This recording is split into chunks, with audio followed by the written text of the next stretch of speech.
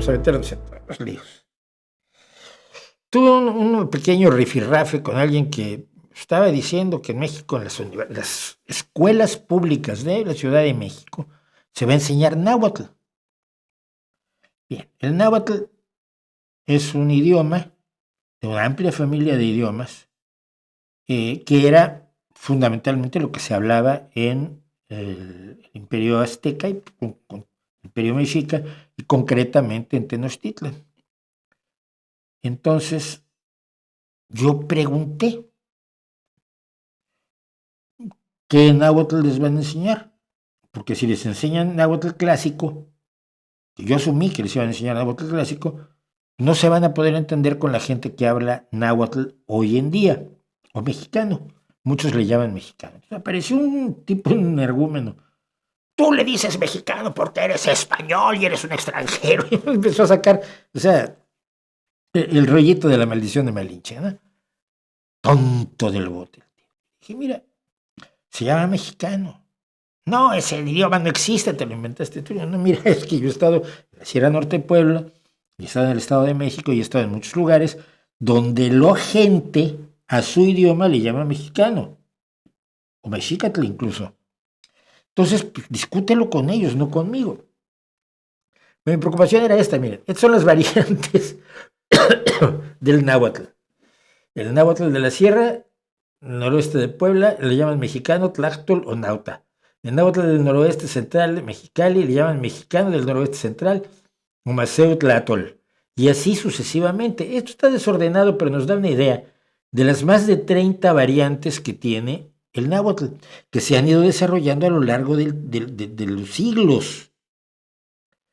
Mi pregunta no era ningún enloquecimiento ni nada raro. Era cuál variante le van a enseñar a los niños. Porque alguien, la semana pasada incluso alguien me preguntó, creo, o fue en Twitter, ya no sé. Me preguntó, oye, ¿qué te parece que se enseña náhuatl? Le digo, hombre, si vives en alguna de estas zonas donde se habla náhuatl o mexicano, o mexicatl, o tlatol, o tactol, pues es importantísimo, porque si no lo aprendes no te entiendes con la gente.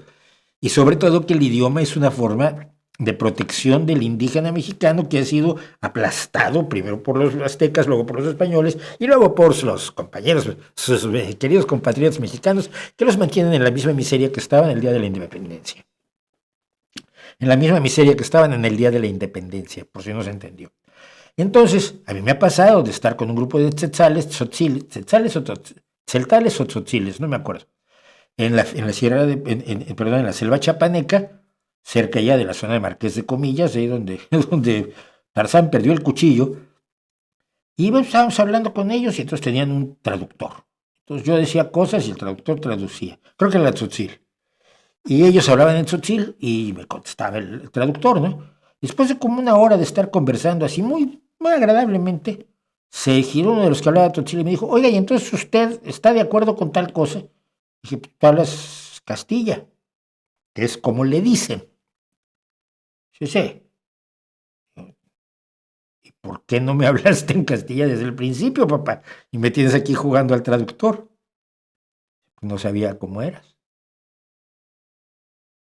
Claro, si no sabes cómo soy, si no sabes, y si piensas que soy uno de esos que vienen a ver qué te sacan, porque es lo que han hecho todos contigo, desde los mexicas hasta los españoles, hasta tus queridos compatriotas mexicanos, pues el idioma es un parapeto, es una trinchera en la que te puedes meter y decir, pues yo no entiendo lo que dice este baboso. A ver qué dice cuando no está hablando conmigo, cuando el traductor no traduce, y entonces así puedo saber lo que piensa en realidad, lo que le comenta a sus compañeros y este tipo de cuestiones. Es un arma.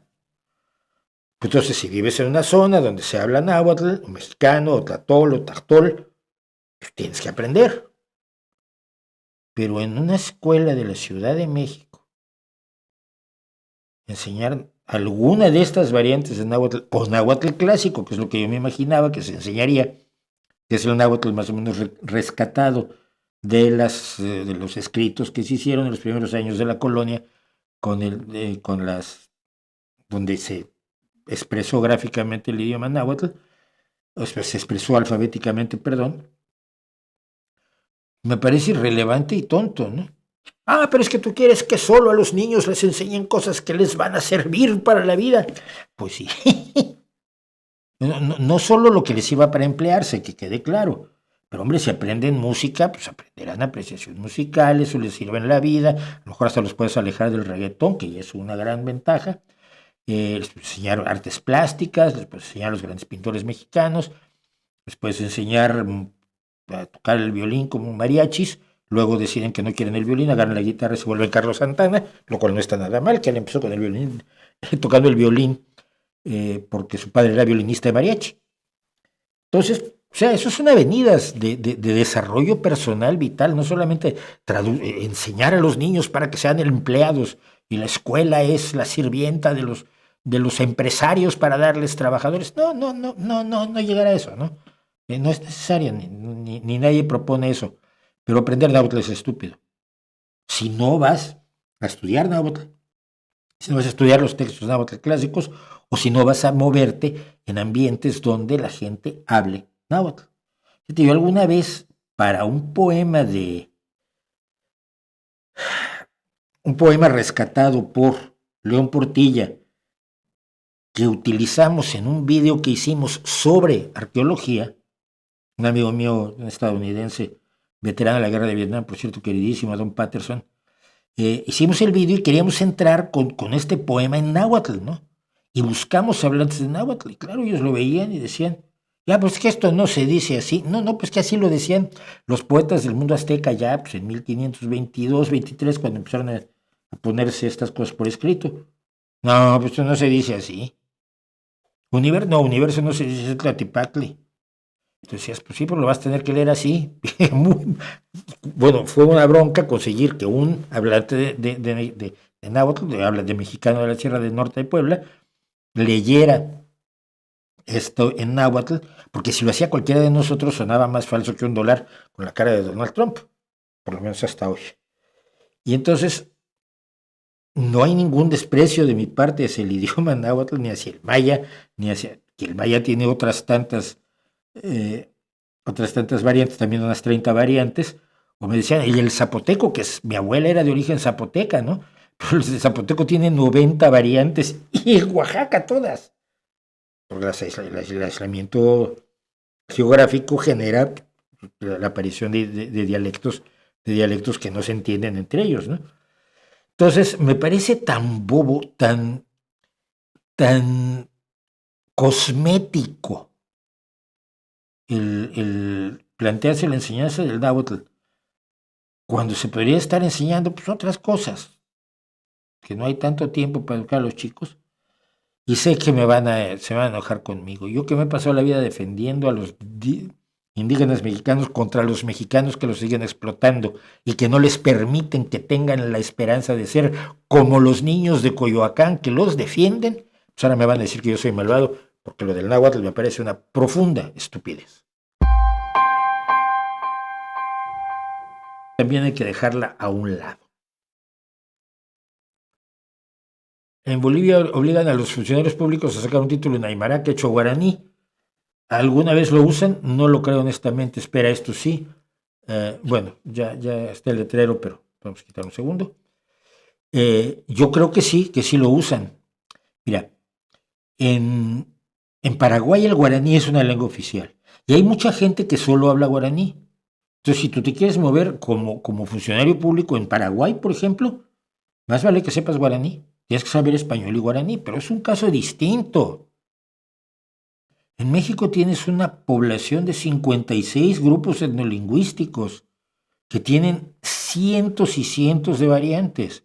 Necesitas un idioma aglutinador que es el español. Puedes reconocer el derecho de la gente incluso a ser enjuiciada en su variante de su idioma. Pero va a ser muy difícil que encuentres traductores. En vez de que está muy bien eso, pero fundamentalmente lo que hay que hacer es tratar de enseñarle a todo el mundo castellano, español, porque es mejor para ellos.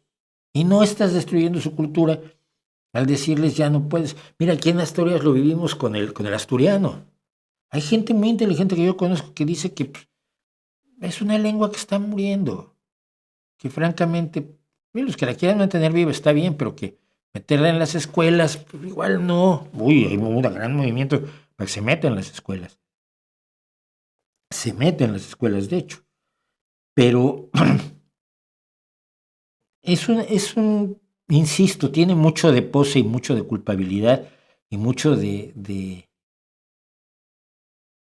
reflejar tus pasiones en los educandos. Y en los educandos no se deberían reflejar tus pasiones. Cuando tú creas un programa educativo, no es para que los niños vivan, para vivir a través de los niños aquello que tú no pudiste vivir, sino que la creación de un sistema educativo está al servicio de los educandos, que es bueno para su vida futura. Sí, hombre, tener un oficio para poderse ganar la vida tiene cierta utilidad, no lo puedes negar.